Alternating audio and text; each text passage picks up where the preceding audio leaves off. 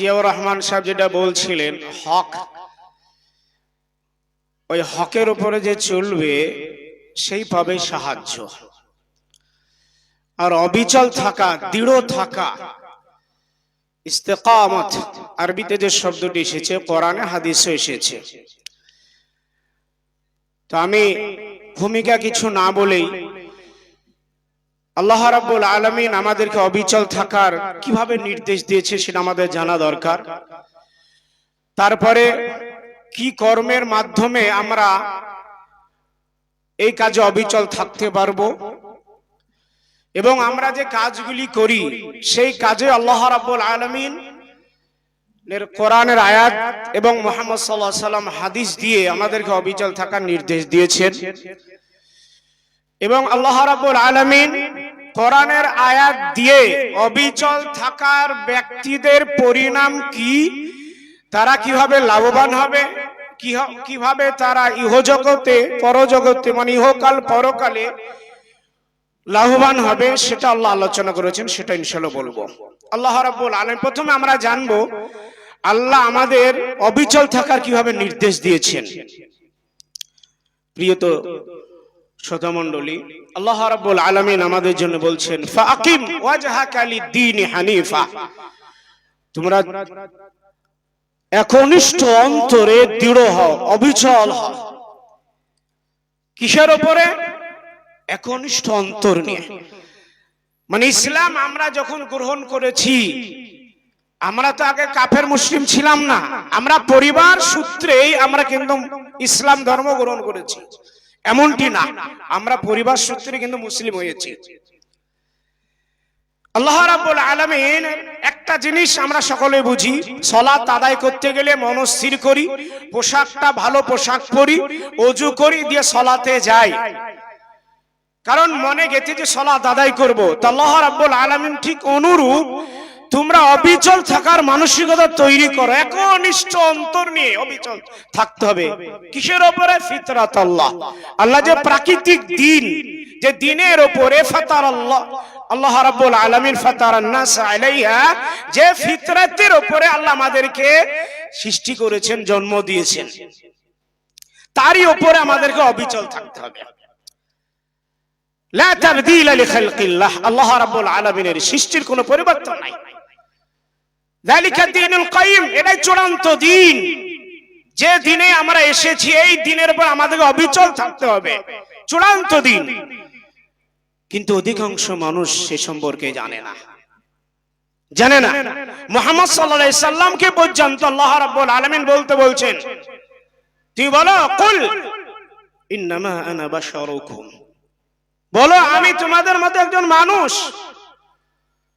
তারপরে ইউহা ইলাইয়া আন্নামা ইলাহুকুম ইলাহু ওয়াহিদ, আমার কাছে ওহী প্রত্যাদেশ হয়েছে, নিশ্চয়ই তোমাদের ইলাহ একমাত্র ইলাহ, একমাত্রই তোমাদের ইলাহ। ফাস্তাকিমু ইলাইহি, তারই দিকে তোমরা অবিচল হও, দৃঢ়ভাবে সে আল্লাহর দিকে ধাবিত হও, আল্লাহর দিকে আসো।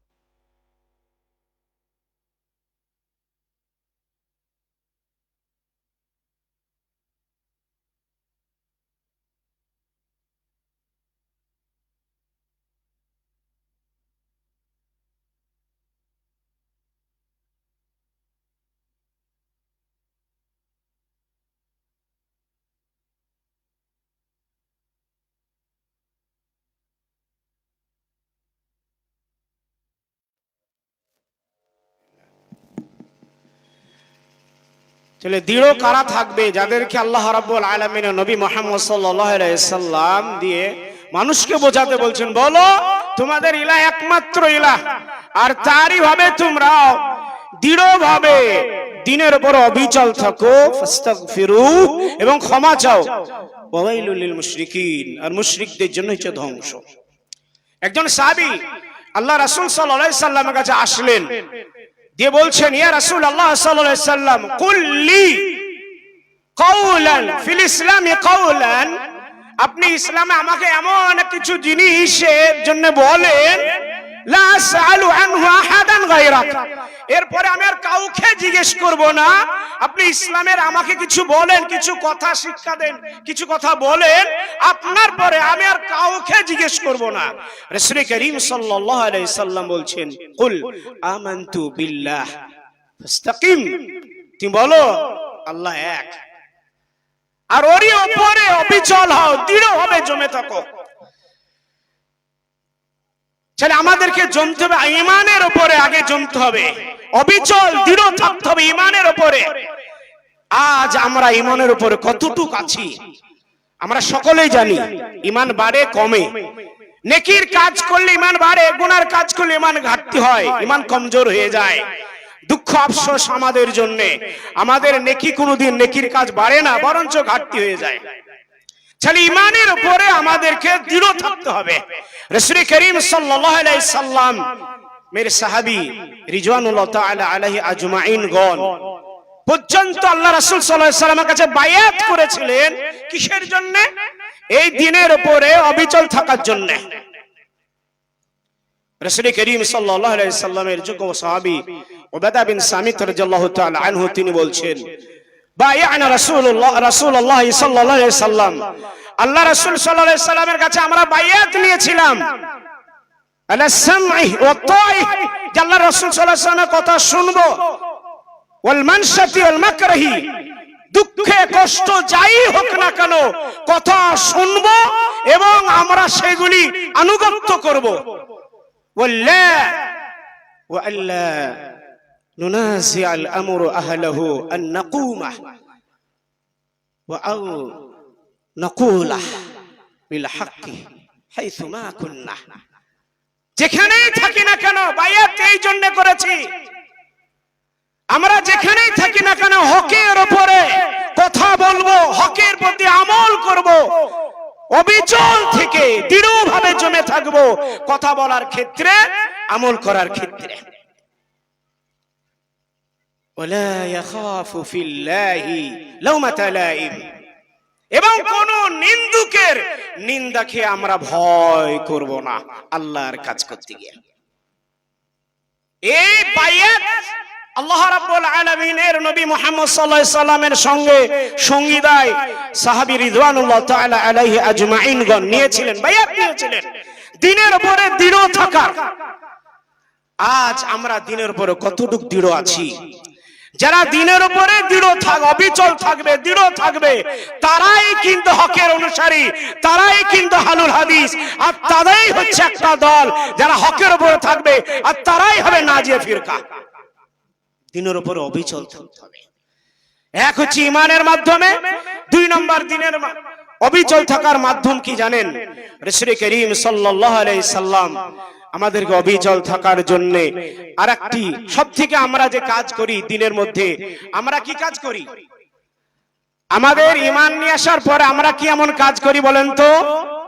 সালাত। রাসূল করিম সাল্লাল্লাহু আলাইহি সাল্লাম এই জন্য আমাদের জন্য বলছেন, শুনুন, সবথেকে বেশি যেটা আমাদের দ্বীনের কাজ করার জন্য যেটা দরকার, যেমন আনসাওয়ান রাদিয়াল্লাহু তাআলা আনহু হাদিসটি বর্ণনা করছেন, রাসূল করিম সাল্লাল্লাহু আলাইহি সাল্লাম বলছেন, আস্তাকিমু, তোমরা দ্বীনের উপর অবিচল থাকো, ওয়ালান তাহসু, ওটা আয়ত্ত করতে পারবা না। দ্বীনের উপরে কাজ করে অবিচল থাকা, এটা আয়ত্ত রাখা একটু কঠিন কর রয়েছে।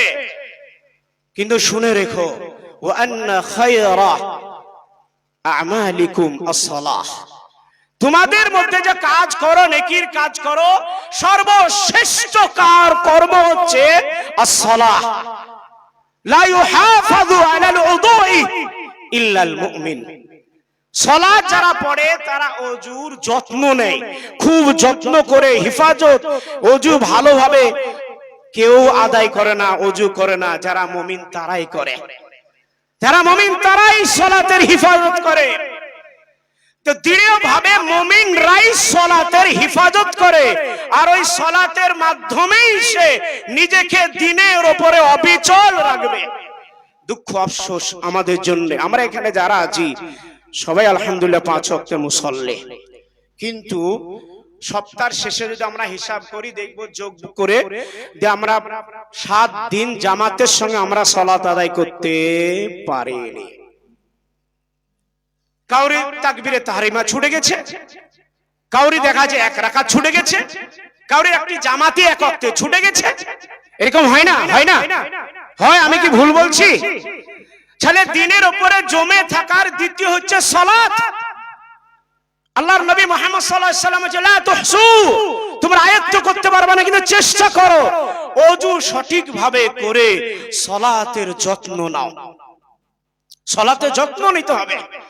আজ দিনের উপর অবিচল থাকা, সালাতের যত্ন নেওয়া, সেটা আজ আমাদের কাছে দূরীভূত হয়ে গেছে।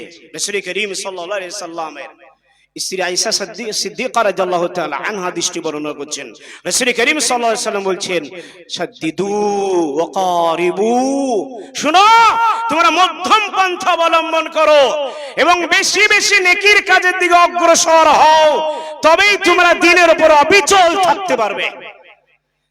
নেকির কাজ, আজ আমরা হালুল হাদিস, আমরা এতটুকু আমাদের গর্ব, আমরা বুকে হাত বাঁধি, আমরা রাফায়েদাইন করি, আমরা জোরে আমিন বলি, পায়ে পা মিলাই, আমাদের এটা গর্ব। আমরা ভাবি দিনের উপর অবিচল থাকি। ফজরের আমাদের জামাত নাই, জোহরে আমাদের আসরের সময় জামাত, আমাদের দেখা যায় ফজরের জোহরের সময় হয়, মাগরিব ইশার সময় হয়, আমরা সালাতের উপরে অবিচল নাই। সালাতের উপরে আমরা অবিচল নাই। সালাত আছে নাই। রাসূল করিম সাল্লাল্লাহু আলাইহি সাল্লাম আমাদেরকে অবিচল থাকতে বলেছেন। কিসের উপরে? দিনের উপরে অবিচল থাকার জন্য প্রথমে ঈমান, দ্বিতীয় যে সালাত। আমরা দেখি সালাতের আমাদের সবথেকে, বলেন আমাদের একটাই কাঙ্গাল, আমরা মুসলমান, আল্লাহকে বিশ্বাস করার পরে একটাই আমাদের নেকির কাজ, সেটা সালাত। তাও সপ্তাহে আমাদের জামাত হয় না, সপ্তাহে আমাদের একদিনে সপ্তাহে তাকবীরে তাহরিমা কমপ্লিট আমরা জামাতের সঙ্গে পড়তে পারি না। তাহলে আমাদের কি অবিচল আছে? কিসের উপর আমরা দৃঢ় আছি? কিসের উপর আমরা দৃঢ় আছি?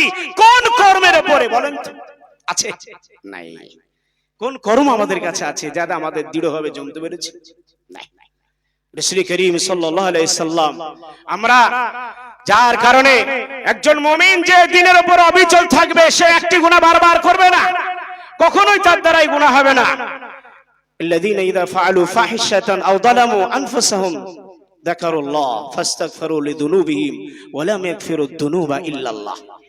যারা মুমিন হবে, দিনের উপরে যারা অবিচল থাকবে, তারা যদি কোনো সময় জুলুম করে ফেলে, নিজের উপরে গুনার কাজ করে, সঙ্গে সঙ্গে আল্লাহকে স্মরণ করবে, তওবা করবে, ফিরে আসবে। লাম ইয়াসিরু, তারা একবার গুনাহ করে সেই গুনাহ তারা বারবার করবে না।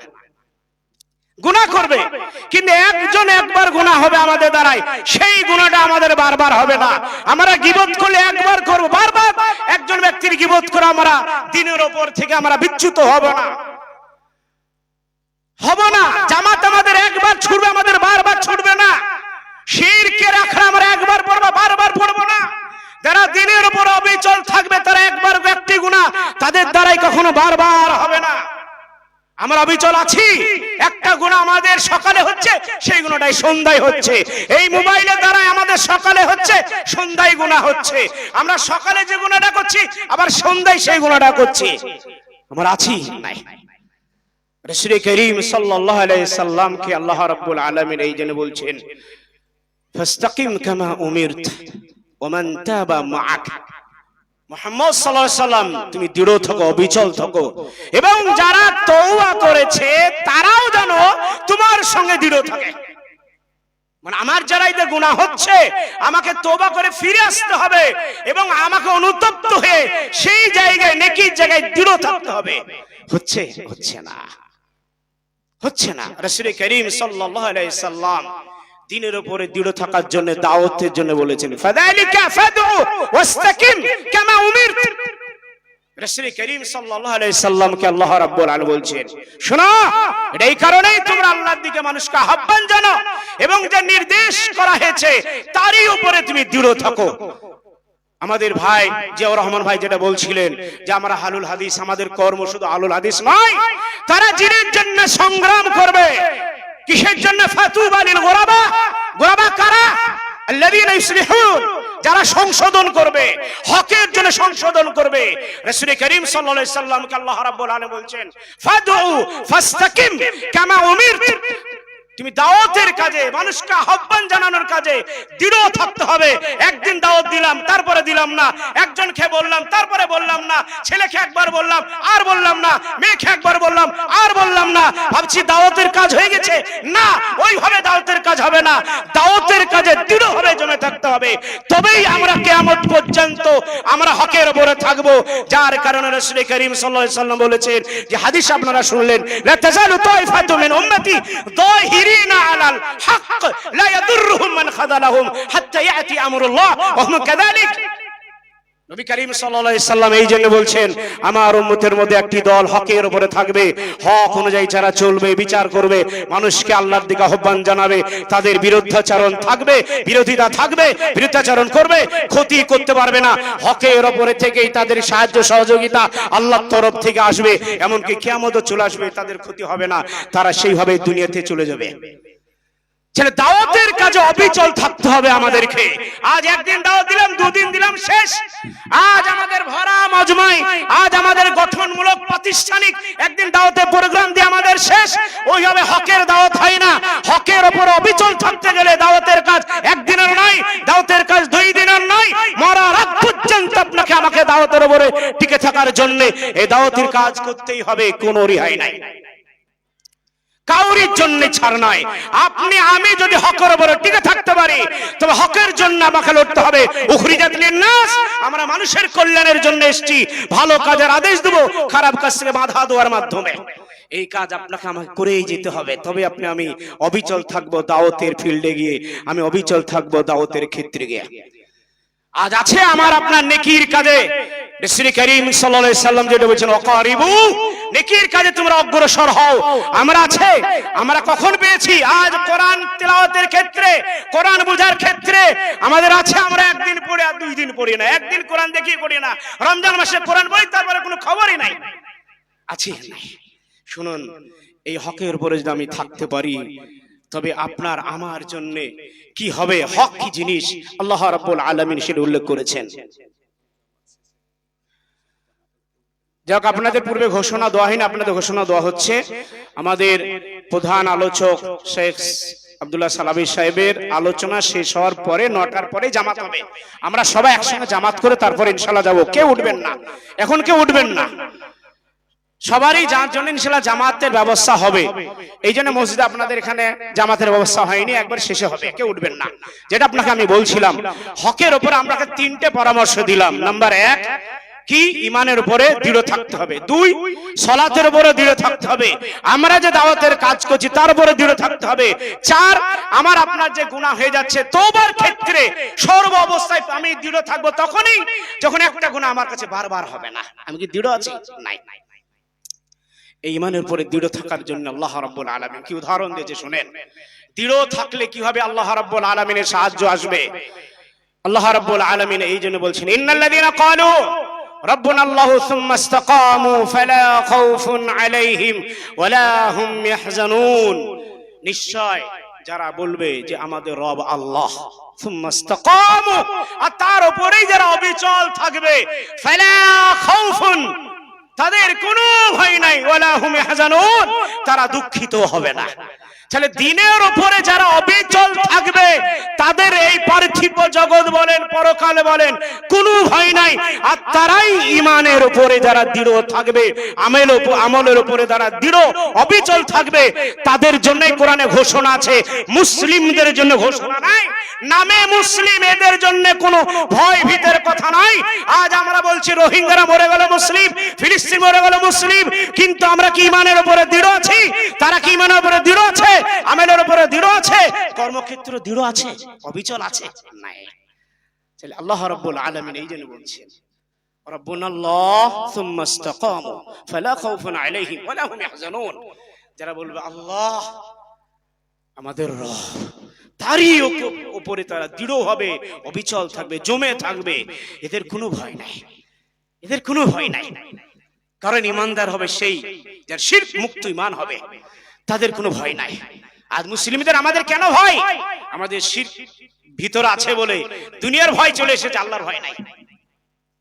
শুনুন, যার কারণে আল্লাহ রাব্বুল আলামিন আমাদের বলছেন, আলাম তারা কাইফা দারাবাল্লাহু মাসালান কালিমাতান তাইয়্যিবাহ কাশাজারাতিন তাইয়্যিবাহ। আল্লাহ রাব্বুল আলামিন উদাহরণ, দৃষ্টান্ত, উপমা দিয়েছেন কালিমা তাইয়্যিবা, লা ইলাহা ইল্লাল্লাহর পবিত্র গাছ দ্বারা। আর মুফাসসিরিন ইকরাম সেই গাছ খেজুর গাছের কথা উল্লেখ করেছেন। তাহলে খেজুর গাছ পবিত্র গাছ। সংক্ষেপ আপনাকে বলছি, দৃঢ় ইসলামের উপরে দৃঢ় থাকলে তার উপকার কি দেখেন, সে কিভাবে দৃঢ় থাকবে। খেজুর গাছ আপনারা সবাই দেখেছেন তো? হ্যাঁ, সবাই দেখেছেন খেজুর গাছ। আর আমরা সবাই লা ইলাহা ইল্লাল্লাহ পড়েছি তো? লা ইলাহা ইল্লাল্লাহ পড়লে সবাই কামিয়াবি জানেন তো? সেই লা ইলাহা ইল্লাল্লাহর আল্লাহ রাব্বুল আলামিন উদাহরণ, উপমা দিয়েছেন খেজুর গাছের ন্যায়। খেজুর গাছের ন্যায় কাশাজারাতিন তাইয়্যিবাহ আসলুহা সাবিতু ওয়া ফারউহা ফিস সামা, যার শিকড় খুব গভীরে গেছে, শক্ত। খেজুর গাছের শিকড় শক্ত, আপনারা জানেন? ঝড়ে খেজুর গাছ পড়েছেন, আপনাদের কাছে ইতিহাস আছে? নাই। আর যার শাখা প্রশাখা কমনে যায়, উপরে যায়। কোনদিন ফাংড়ি হয়ে অন্য কোথায় গিয়েছে? খেজুর গাছে কোনো ফাংড়ি আছে? তাহলে আমি ঈমান নিয়ে আসবো আল্লাহ এক, ওর সঙ্গে কেউ আর আসবে না, ভিতরে ঈমান ঢুকবে। খেজুর গাছের নাই। তাহলে একটা খেজুর গাছ কোনোদিন ঝড়ে ভাঙে না। আজ আমাদের এসআইয়ের এসেছে, আজ আমাদের খেজুর গাছ ডাউন হয়ে গেছে, মানে কালিমা লা ইলাহা ইল্লাল্লাহ, আজ আমাদের আল্লাহর প্রতি বিশ্বাস নাই, হারিয়ে গেছে, হারিয়ে গেছে বিশ্বাস। অথচ আমাদের ভিতরে ঈমান আছে। তাহলে খেজুর গাছ কোন ঝড় আসলে খেজুর গাছ পড়ে না। আর যারা প্রকৃত ঈমানের উপরে দৃঢ় থাকবে, কোন শিরক আসলে তারা কখনো নোয়াবে না, শিরক আসলে তারা কখনো তাদের পদস্খলন ঘটবে না, তারা কখনো ঈমান থেকে দূরে সরে যাবে না। খেজুর গাছের নাই বলা হয়েছে। আর ঈমানদার ব্যক্তি পৃথিবীতে যা কিছু কাজ করবে, খেজুর গাছ যেমন শুধু উপরের দিকে ওঠে, তাদের লক্ষ্য, নিয়ত, উদ্দেশ্য হবে ইখলাসে নিয়ত। এই পার্থিব জগৎ আসমানের নিচে জমিনের উপরে একজন মুমিন যখন মুত্তাকি ব্যক্তি এই যে ভালো কাজ করবে, যাই কিছু করবে, খারাপ জিনিস ছাড়বে, ভালো কিছু করবে, লক্ষ্য হবে আল্লাহকে সন্তুষ্ট করা, লক্ষ্য হবে আল্লাহকে রাজি করা, আল্লাহকে খুশি করা। ওর চিন্তা শুধু ওই দিকে থাকবে যে আল্লাহকে খুশি করা। এই জন্য আল্লাহ রাব্বুল আলামিন খেজুর গাছের উদাহরণ দিলেন। আর জানেন খেজুর গাছের ফল কি হয়? তুতিকুলুহা কুল্লাহিনিম বিইذনি রাব্বিহা, সারা বছর মানুষ খেজুরের খেয়ে উপকৃত হয়, হয় না? সারা বছর। তো মুমিন এমন হবে যার ভিতরে ঈমান দৃঢ় হবে, জমে থাকবে। সেই ব্যক্তি, সেই মুমিন দ্বারা মুসলিম ইসলাম ধর্ম গ্রহণ করতে মানুষ সাহস পাবে, মানুষ কি হবে? আপ্লুত হবে, মানুষ অগ্রসর হবে। মুমিনরা যখন ইসলামের উপরে দৃঢ়ভাবে থাকবে, তখনই কিন্তু ইসলামের দিকে মানুষ দীক্ষিত হবে, আখলাক চরিত্র তার উত্তম হবে। কারণ একজন মুমিন দ্বারা, একজন মুত্তাকিন দ্বারা পৃথিবীর মানুষ উপকৃত হবে। যার কারণে মুসলিমদের ব্যবহার দেখে ইসলাম ধর্ম গ্রহণ করেছে। আর ইসলামী দিনের উপরে যদি অবিচল থাকি, তবে যেমন খেজুর গাছ থেকে পৃথিবীর প্রত্যেকটি জায়গায়, প্রত্যেকটি সময়ে, প্রায় সময়ে, সব মৌসুমে মানুষ খেজুরকে উপকৃত হয়। তো মুমিনরা যখন ঈমানের উপরে দৃঢ় থাকবে, সালাতে দৃঢ় থাকবে, তারা যখন আল্লাহকে, আল্লাহর রাস্তায় দাওয়াতে দৃঢ় থাকবে, তাদের দ্বারাই পৃথিবীর মানুষ উপকৃত হবে। ওই রকম উখরিজাত লিন্নাস, মানুষের উপকারের জন্য, মানুষের জন্য আমাদের আশা, তখনই আমাদের দ্বারাই মানুষ উপকৃত হবে।